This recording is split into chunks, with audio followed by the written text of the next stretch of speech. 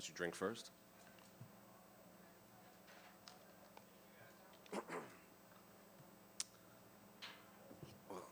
From congratulations on the victory. I know it's been a little bit since we got to see you compete here in the octagon. So I guess, what are the emotions now after basically almost 1 year not being able to fight and then to put on a performance like that?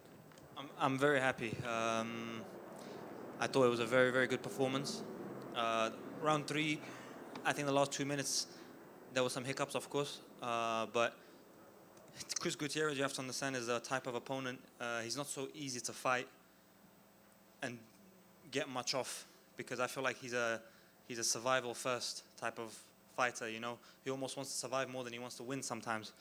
And so somebody like that who's not really engaging, if you look at all of his 14 UFC fights, I would definitely say nobody's damaged him like the way I damaged him in there tonight. And he's fought Yadong Song, even Pedro Munoz, I think, rocked him in the first round, knocked him down, but then didn't get the type of damage that I was able to get off on him. If you look at Gutierrez's face. So first 2 rounds I thought was an absolute clinic.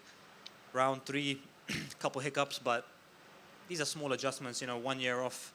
I'm very happy with my performance. Especially in those first 2 rounds. It seemed the first one you kind of dominated the grappling. The next one you dominated the stand-up. So it seems like you had him scouted out pretty well. So were the first 2 rounds go exactly as the game plan kind of you put exactly together? As game plan. Listen, man, I've been training at American Top Team now for almost 1.5 years. My coaches that were in my corner tonight, Mike Brown and Artem Levin, and of course my brother Javid, I feel like the way we game planned this fight, everything went according to plan. And Chris is really good at landing the jabs and the low kicks, feints, bounces out, feints, low calves. But I think I outlanded him with the leg kicks 4 or 5 times. He landed, I think I counted 2 or 3 low kicks. I must have landed at least 10, 12.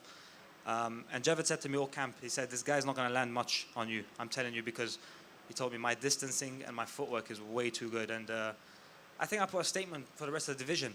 I think it was a good, solid, well-rounded performance. I think the rest of the bantamweights are going to look at me and go, well, where's this guy's weaknesses? He stands well, he strikes well, he grapples well. Experiences, every fight I'm getting more and more experience. So I think I've put the division on notice.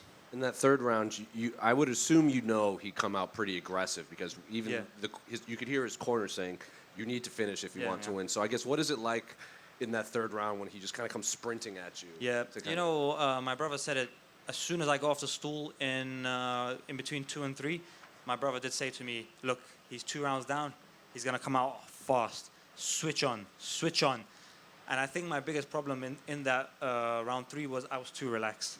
Even as I got reversed, I was like, and it was a little bit maybe cocky, but I was like, he's not submitting me. When he had the front headlock, he's not submitting me, So these are the things that I can improve on, just don't underestimate the fight. Not that I underestimate him, but just in round 3, I was like too calm, I think you have to be on edge always. And maybe because I was finding the fight so easy, that's why I got a bit too relaxed. But things that need to be worked on in the gym, and I'm sure we will. In terms of your career, I guess, what do you want next? I'm assuming you want to be more active compared to the last year. So I guess, when would you like to return? And do you think it will be hard to find opponents that will accept a fight against you, considering what we saw tonight? I would like to return as soon as possible. I think January sounds good. February at the latest. I know the UFC and Sean Shelby and those guys have their own plans. They've always been good to me. They've always been great. Sean in particular gave me and Javid our chance on Contender Series. If it's up to me, the perfect matchup for me would be David Martinez. I want David Martinez. He's ranked number 11th after 2 fights. That's a fight for me. He's got that number 11 ranking. That's my ranking.